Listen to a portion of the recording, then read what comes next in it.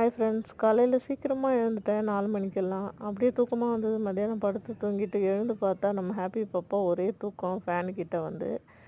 சரி 3:30 ஆயிடுச்சான்னு சொல்லிட்டு பாப்பா என்னோடய பொண்ணை கூப்பிட கிளம்புனேன். கிளம்புறதுக்கு முன்னாடி ஃபேன் ஆஃப் பண்ணால் என்ன ஒரு பார்வை பார்த்தா ஹாப்பி. நீ எழுந்து போனால் ஃபேன் ஆஃப் பண்ணுவியான்ற மாதிரியே இருந்துச்சு. சரின்னு ஃபேனை போட்டு விட்டுட்டு வெளியே கிளம்பிட்டேன். அதுக்கு முன்னாடி சாக்கோவுக்கு ஒரு பாயை சொல்லிவிட்டு ஐயோ வெளியே போகிறதுக்கு முன்னாடி எல்லா கேப்பையும் க்ளோஸ் பண்ணிவிடுவோம். ஏன்னா ஹாப்பி எங்கே எப்படி நுழைவானே சொல்ல முடியாது. அவள் குட்டியாக இருக்கிறதுக்கு அவளுக்கு அவ்வளோ வசதி. சரி எல்லா கேப்பையும் அடைச்சிட்டு பார்த்தா ப்ரௌனி வந்துருந்தான். இவனுக்கு தெரியாமல் போகணும், இல்லைன்னா இவன் செவரேறி குதிப்பான். அப்புறம் சப்ஸ்கிரைபர் நம்மளை திட்டுவாங்க. அவன் செவரேறி குதிச்சு கை கால் ஏதாவது ஆகிட போகுதுன்னு சொல்லி ஒருத்தர் கூட கமெண்ட் பண்ணியிருந்தாங்க. சரின்னு நான் வெளியே கிளம்புனேன்.